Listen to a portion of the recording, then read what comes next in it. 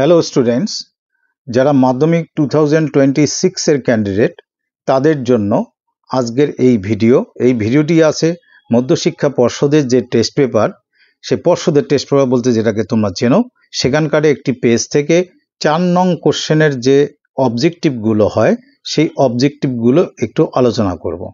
এই অবজেক্টিভে থাকে দেখো 2 মার্কস করে, একটিতে থাকে 10টির আনসার করতে হয় 20 মার্কস। এটা অবহেলা করার মতো জিনিস না, কিন্তু এটা কোত্থেকে আসে এটা প্রেডিক্ট করা মুশকিল।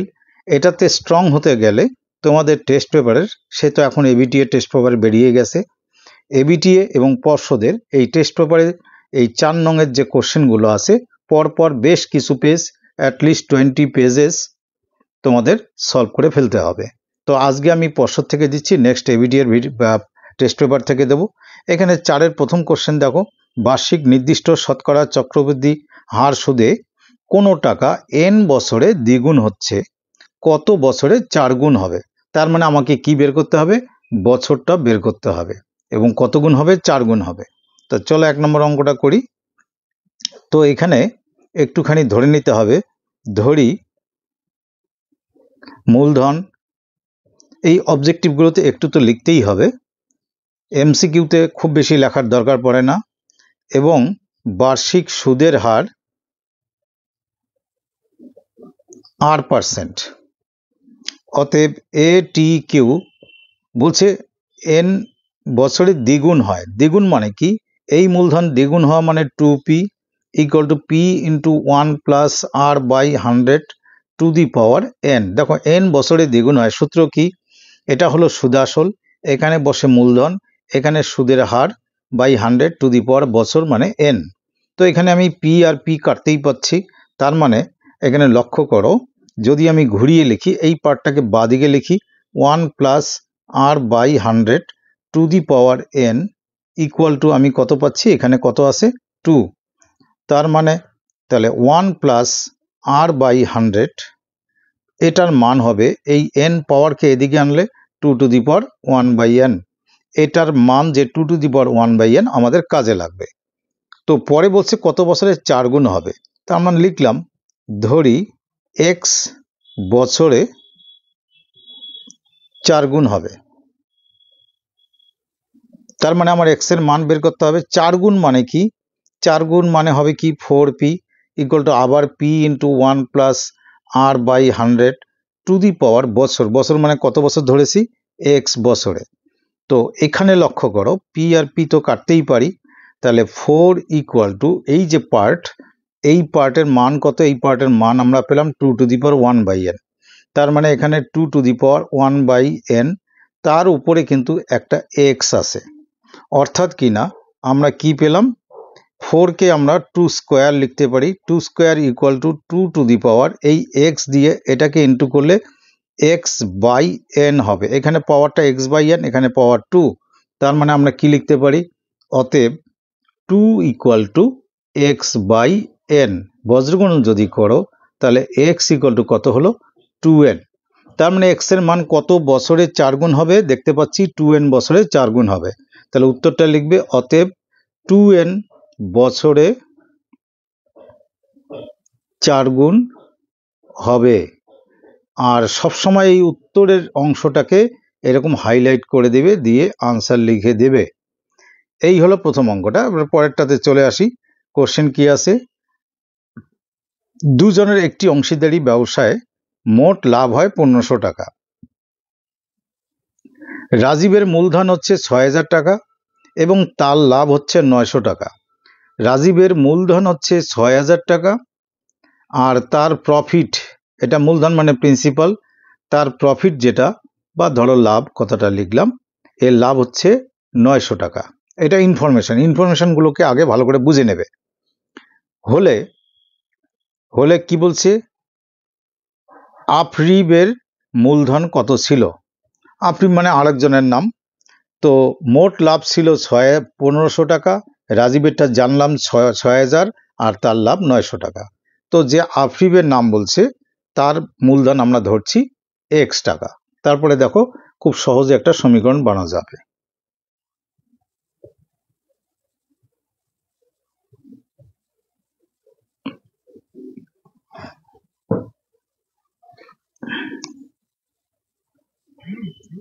এটা হচ্ছে 4-এর 2 নাম্বার। ধরি আফরিবের মূলধন সমান সমান x টাকা। দেয়ারফোর এটি কিউ একবারে তোমরা এইরকম লিখতে পারো। কিরকম? প্রথমে রাজীবের মূলধন এবং তার রাজীবের মূলধন কত বলা আছে 6000 লিখলাম, বাই আফরিবের মূলধন কত ধরলাম x। রাজীবের লাভ কত 900 টাকা বলা আছে, আর মোট লাভ ছিল কত 1500 টাকা। তাহলে এখান থেকে যদি রাজীবের পার্টটা মাইনাস করি তাহলে কার, দুজনেরই ব্যবসা, তাহলে কার, এটা আফরিবের যে লাভটা বেরিয়ে গেল। তার মানে এটা তো তোমরা জানোই মূলধন বাই মূলধন ইকুয়াল লাভ বাই লাভ। যে হারে মূলধন থাকে সেই হারে তাদের লাভটা ডিস্ট্রিবিউটেড হয়, এটা তো অংশীদারি কারবারে তোমরা জানোই। তাহলে এটা বাই এক্স ইকুয়াল টু এখানে কত হবে 900 বাই 600। তাহলে একটু কাটাকাটি করো, তো এই দুটো শূন্য তো এমনিই কাটে, 3 দিয়ে কাটলে 2, 3 দিয়ে কাটলে 3, এই 3 দিয়ে 6000কে কাটলে কত হচ্ছে 2000। তার মানে এক্স ইকুয়াল টু কি হলো, এই 2 ইন্টু 2000 মানে হচ্ছে কি 4000। তো এখানেই উত্তরটা লিখবে না, অবজেক্টিভে উত্তর লিখতেই হয়। অতএব আফরিবের জারি নাম দিক, আফরিবের মূলধন ইকুয়াল টু 4000 টাকা। এই উত্তরের লাইনটা ক্লিয়ার করে লিখবে, তাতে কিন্তু সলিড মার্কস পাবে। এবার চলে আসি আমরা 3 নম্বর কোশ্চেনে। 3 নম্বর কোশ্চেনে কি বলা আছে, 3 নম্বরে বলা আছে এক্স, সংখ্যাগুলো বুঝে নাও, এক্স আছে 12 আছে, ওয়াই আছে 27 আছে, এগুলো সবাই ক্রমিক সমানুপাতি যদি হয় এক্স ও ওয়াই এর মান নির্ণয় করো। তাহলে এটা ক্যালকুলেশন করি। এটা হচ্ছে 4-এর 3 নাম্বার। কি কি সংখ্যাগুলো ছিল, এক্স, তারপরে ছিল 12, তারপরে ছিল ওয়াই, আর তারপরে ছিল 27। এগুলো সব ক্রমিক সমানুপাতিতে আছে। তো তোমরা একবারই লেখো এখানে এ টি কিউ, মানে প্রশ্নানুসারে ক্রমিক সমানুপাতি মানে কি এক্স বাই 12 ইকুয়াল টু এই 12টা আবার এখানে যাবে, 12 বাই কি হবে পরের পদটি ওয়াই, আবার ওয়াই উপরে যাবে, তারপরের পদটি কত 27। এটা হলো ক্রমিক সমানুপাতির কথা। এমনি সমানুপাতি হলে এই 12 দুবার ইউজ হতো না বা ওয়াই দুবার ইউজ হতো না। তা এখান থেকে তোমরা দুটো পার্ট করো, এই দুটো পার্টকে যদি ইকুয়াল ধরো তাহলে একটা মান আসবে, আর এখান থেকে এই পার্টটাকে যদি আলাদা করে ধরো তাহলে একটা মান আসবে। কিরকম মান, এই দুটো পার্ট থেকে আমরা একবারে লিখব x y equal to 12 into 12 মানে 144, এবং দেখো এই দুটো পার্ট থেকে ওয়াই ইন্টু ওয়াই মানে কি y square equal to 12 into 27। তো এখান থেকে যদি বলি ওয়াই ইকুয়াল টু, তো রুট ওভার তো হবেই, জানোই তোমরা। 12 মানে কি, 12 মানে 4 ইন্টু 3, আর 27 মানে কি 3টে 3 পরপর ইন্টু। এবার 2-এর বর্গমূল, এই 4-এর বর্গমূল তো 2 জানোই, দুটো 3-এর বর্গমূল একটা 3, আর দুটো 3-এর বর্গমূল একটা 3, অর্থাৎ 3 3 9 দুগুণ 18। এটা তো পেলে। তো এই ওয়াই এর মান যে 18 পেলাম, আমরা যদি এটাকে এখানে ইউজ করি লিখব, যেহেতু x y equal to 12 into 12, অতএব x equal to 12 into 12 by 18, মানে এই ওয়াইটা নিচে আসলো তার মানটা বসালাম। 6 দিয়ে কাটলে এটা 3, 6 দিয়ে কাটলে এটা 2, 3 দিয়ে কাটলে এটা 4, তাহলে 4 দুগুণ এক্স এর মান কত হলো 4 দুগুণ 8। কিন্তু উত্তরটা লিখবে এক্স ওয়াই কে পাশাপাশি। অতএব এক্স ইকুয়াল টু 8 আর ওয়াই ইকুয়াল টু 18, এরকম দিয়ে লিখে দিবে আনসার। এবং অবশ্যই এই এক্স ওয়াই এর মানটা এই মানের নিচে লিখবে। তো এবার চলে আসি পরের কোশ্চেনে।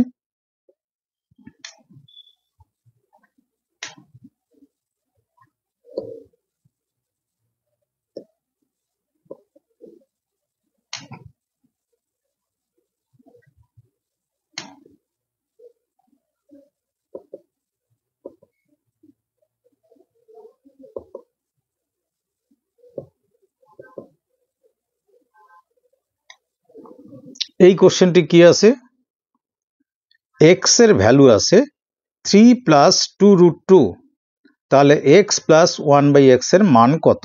এটা খুবই ইম্পর্টেন্ট, খুব ইজি অঙ্ক কিন্তু ইম্পর্টেন্ট, অতএব এটাকে অ্যাভয়েড করবে না, দেখে যাও। এটা 4-এর 4 হবে।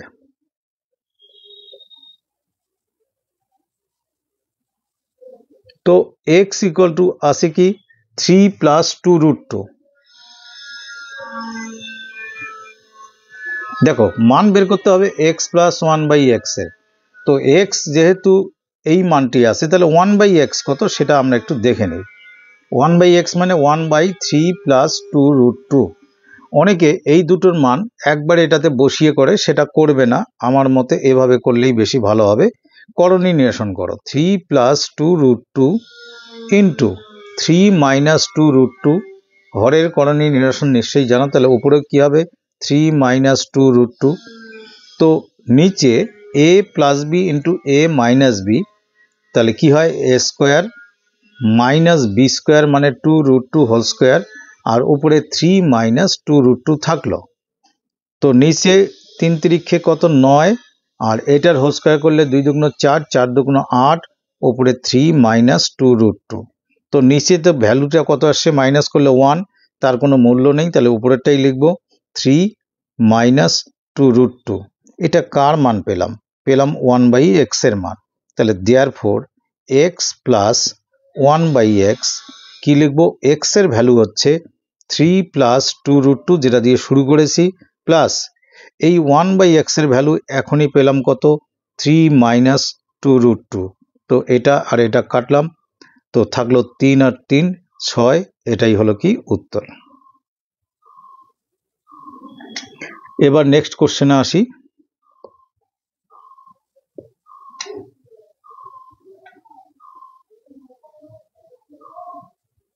তিনের 5, একটি বৃত্তের দুটি জ্যা এবি ও এসি, এটা কিন্তু বইয়ের এক্সারসাইজে আছে, একবার মনে করিয়ে দিই। এবি বলছে 4 সেন্টিমিটার, এসি বলেছি 3 সেন্টিমিটার, তাহলে বৃত্তটির ব্যাসার্ধের দৈর্ঘ্য কত নির্ণয় করি। তো এটা অবশ্যই একটু চিত্র আঁকাতে হবে। AB 4, AC 3।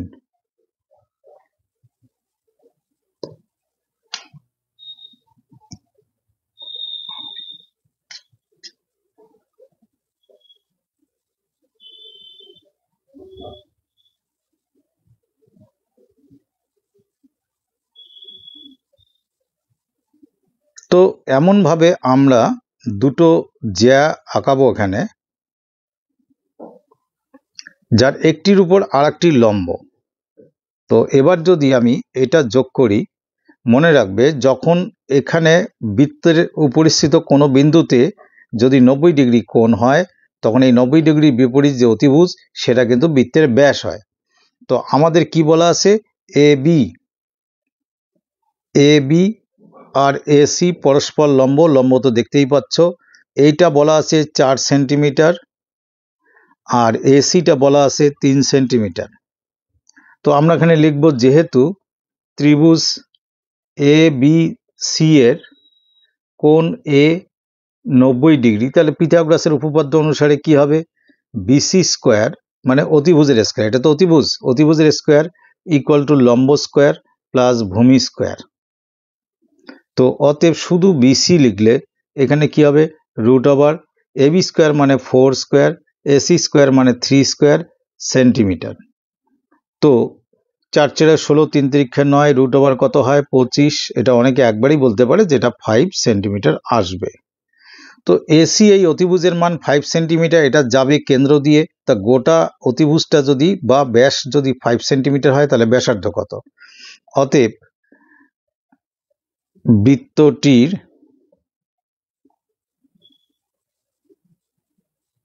ব্যাসার্ধ একবারেই লিখবে 5/2 সেন্টিমিটার ইকুয়াল টু 2.5 সেন্টিমিটার। তাহলে মনে রাখবে যদি বৃত্তের উপরিস্থ কোনো বিন্দুতে, যেটাকে বৃত্তস্থ কোণ বলে, সেটির মান যদি 90 ডিগ্রি হয়, তাহলে সেই ক্ষেত্রে ওই ত্রিভুজের অতিভুজই হবে বৃত্তের ব্যাস, তাহলে সেই অতিভুজের হাফকেই বলবো আমরা কি ব্যাসার্ধ। এই হলো এই অঙ্কটি। এবার পরেরটাতে আসি।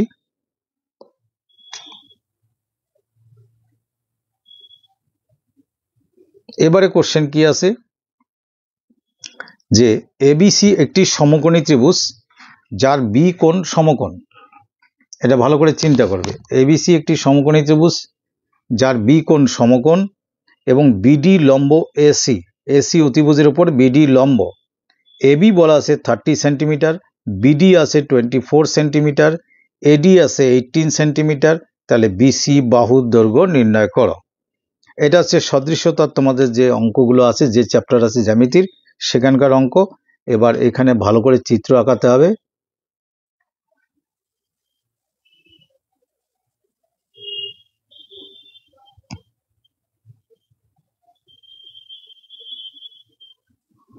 তো এটা হলো 4/6।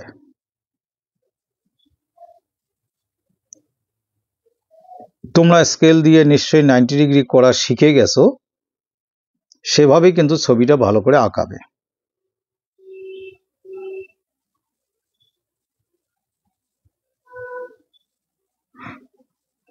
তো এখানে সমকৌণিক বিন্দু বি মানে এই কোণটি কিন্তু সমকোণ, ভালো করে শুনবে। এখানে এ, এখানে সি, এসির উপর বিডি লম্ব। তো যখন কোনো সমকোণী ত্রিভুজের সমকৌণিক বিন্দু থেকে অতিভুজের উপর লম্ব টানা হয়, তখন কিন্তু এই ছোট ত্রিভুজের সঙ্গে এই ছোটটি সদৃশ্য হয় এবং এই ছোট ত্রিভুজের সঙ্গে বৃহত্তর এবিসি ত্রিভুজটি সদৃশ্য হয়। আবার এই ছোট ত্রিভুজের সঙ্গে বৃহত্তর যে এবিসি ত্রিভুজ সেটাও সদৃশ্য। তো এখানে তোমরা লিখবে এরকম প্রশ্ন মতে, ও আগে তোমাদের বাহুগুলোর মান গায়ে লিখে দিই। আমাদের বলা আছে যে এটি হচ্ছে 24 সেন্টিমিটার, আমি শুধু 24 লিখলাম। আর এটি বলেছে 30 সেন্টিমিটার, আর এটি আছে 18 সেন্টিমিটার। আর আমাদের বের করতে বলেছে কি বিসি বাহুটি কত, এই বাহুটি কত, এটা কোশ্চেন মার্ক। তো এখানে আমরা বলতেই পারি ত্রিভুজ এবিসি, প্রশ্ন মতে ত্রিভুজ এবিসি সদৃশ্য ত্রিভুজ হচ্ছে, আমরা বলতে পারি ত্রিভুজ এবিডি। আমি তো বললাম এবিডিও সদৃশ্য, এটিও সদৃশ্য, আবার এরা দুজন নিজেরাও সদৃশ্য। যখন দুটি ত্রিভুজ সদৃশ্য হয় তখন তাদের অনুরূপ বাহুগুলি কি হয়, সমানুপাতিক। তো এবিসি যে ত্রিভুজের নাম আগে লিখেছি তার বিসিটাকে আমি নিলাম, বিসি বাই হবে বিডি, বিসি বাই বিডি কেন আমি বলছি। আর এদিকে হবে তোমার এবি বাই এডি।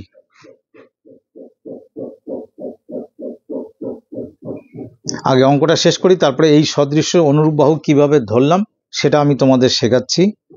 বিসি তো বিসি লিখব, বিডির মান কত দেওয়া আছে 24, ইকুয়াল টু এবির মান আছে কত 30 বাই এডির মান আছে কত 18। এবার দেখো 18কে 6 দিয়ে কাটলে 3, এখানে 6 দিয়ে কাটলে 4, 3 দিয়ে 30কে কাটলে কত হয় 10। তার মানে বিসি ইকুয়াল টু 4 10 কত পেলাম 40। তাহলে অতএব লিখবে বিসি বাহুর দৈর্ঘ্য 40 সেন্টিমিটার।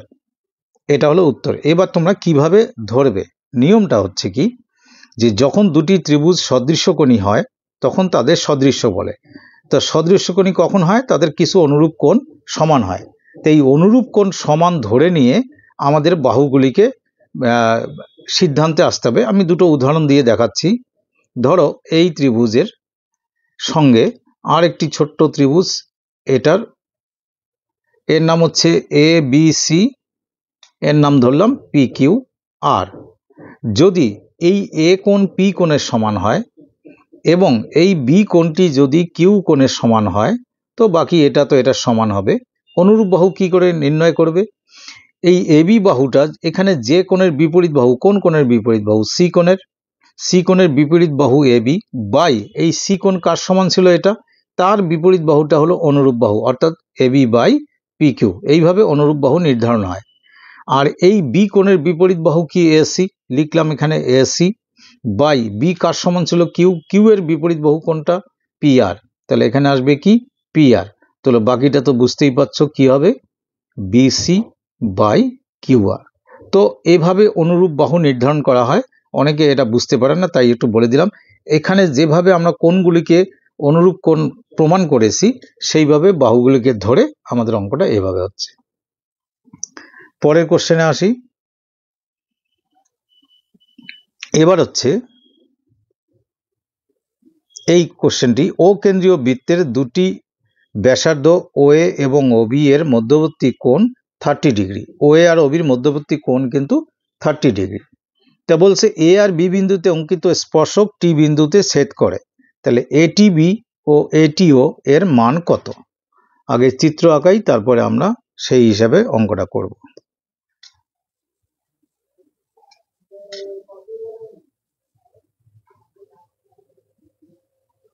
এটা 4-এর 6 বা 7 হবে, দেখে নিচ্ছি আরেকবার।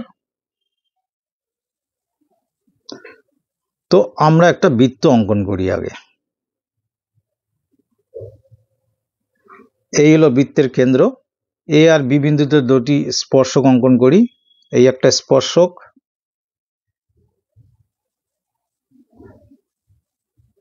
এটা হলো A বিন্দু, এটা হলো B বিন্দু। এরা ছেদ করেছে T বিন্দুতে এবং এই বৃত্তটির কেন্দ্র O। তো বৃত্তের এখানে কোণের মান কি বলা ছিল দেখে নিচ্ছি একবার।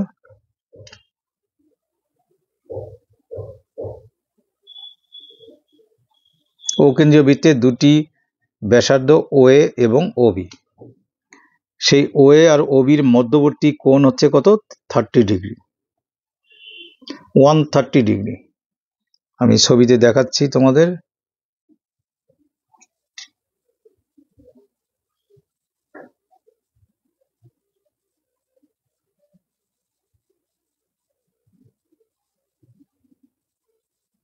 এই কোণটির মান 130 ডিগ্রি। তো এবার প্রশ্ন হচ্ছে যে এইটা যদি আমরা যুক্ত করি, এটা O, তাহলে ATO এই কোণটির মান কত? আর পুরো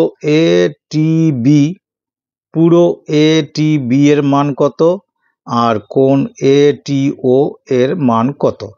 তো আমাদের যখন এটা ব্যাসার্ধ আর এটা স্পর্শক, তাহলে এই কোণটির মান কত হয়? 90 ডিগ্রি। তোমাদের একটা জ্যামিতিতে প্রমাণ আছে 44 কি 45 নম্বর জ্যামিতি।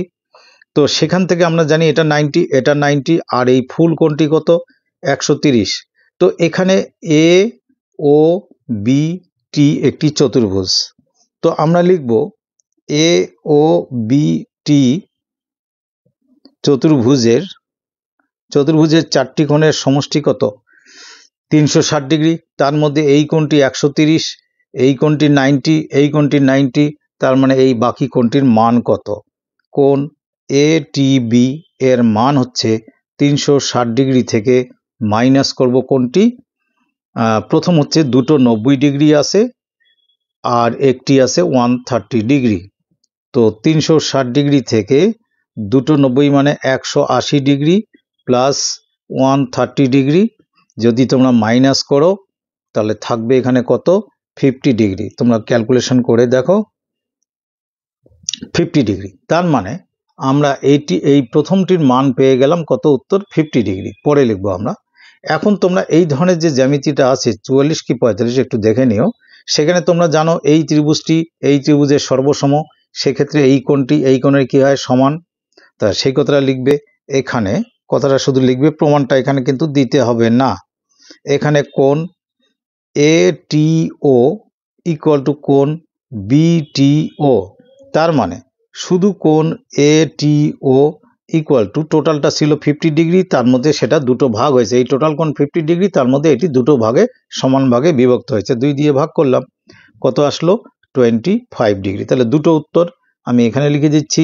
একটা হচ্ছে ATB 50 ডিগ্রি আর কোণ ATO হলো আমাদের 25 ডিগ্রি। এই হচ্ছে আমাদের আনসার। এবার চলে আসি পরের কোশ্চেনে।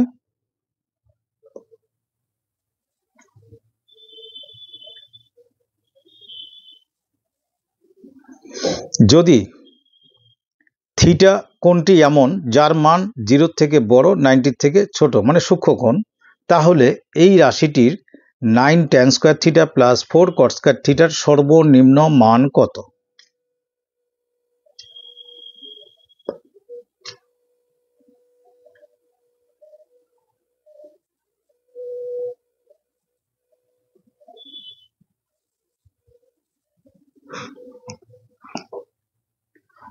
তো আমাদের আছে 9 tan square theta plus 4 cot square theta.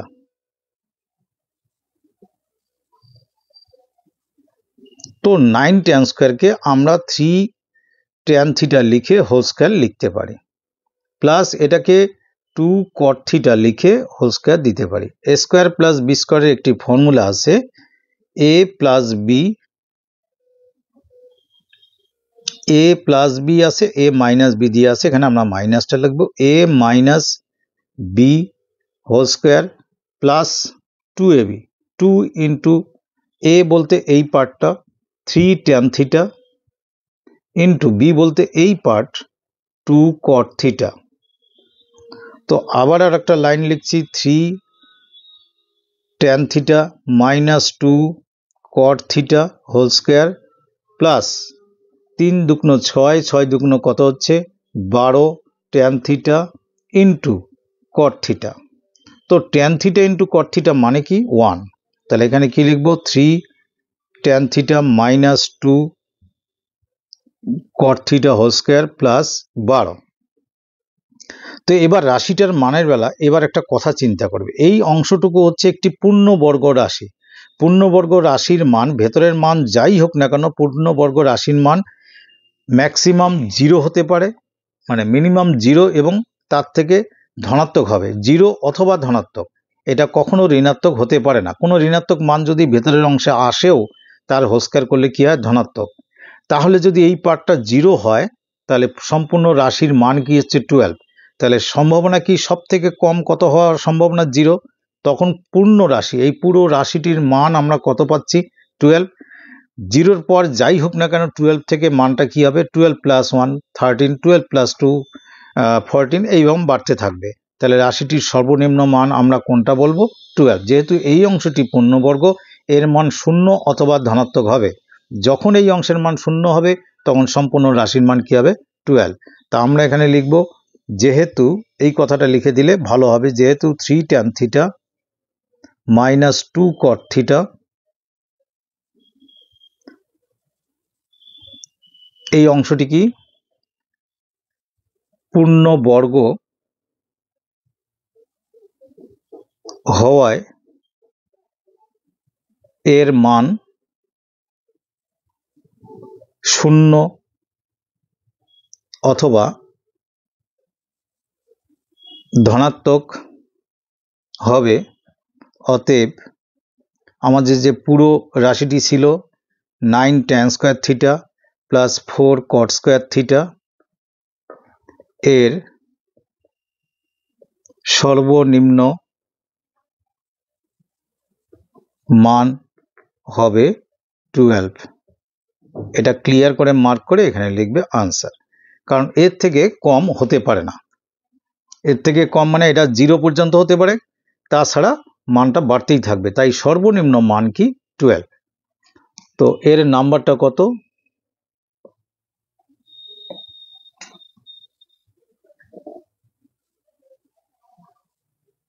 এটা হলো রোমান 8, রোমান 7,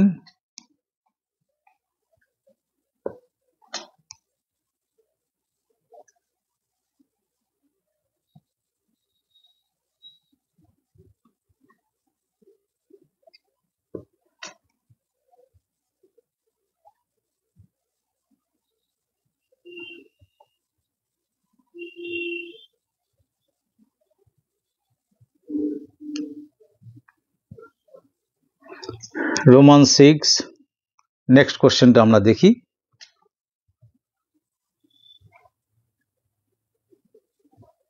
বলছে, এটিও ইম্পর্টেন্ট কোশ্চেন, একটি স্তম্ভের ছায়ার দৈর্ঘ্য ও স্তম্ভের উচ্চতার দৈর্ঘ্যের অনুপাত √3:1 হলে সূর্যের উন্নতি কোণ কত? আগে ছায়ার দৈর্ঘ্য, পরে স্তম্ভের উচ্চতা, √3:1। তো একটুখানি আমরা চিত্র আঁকাবো।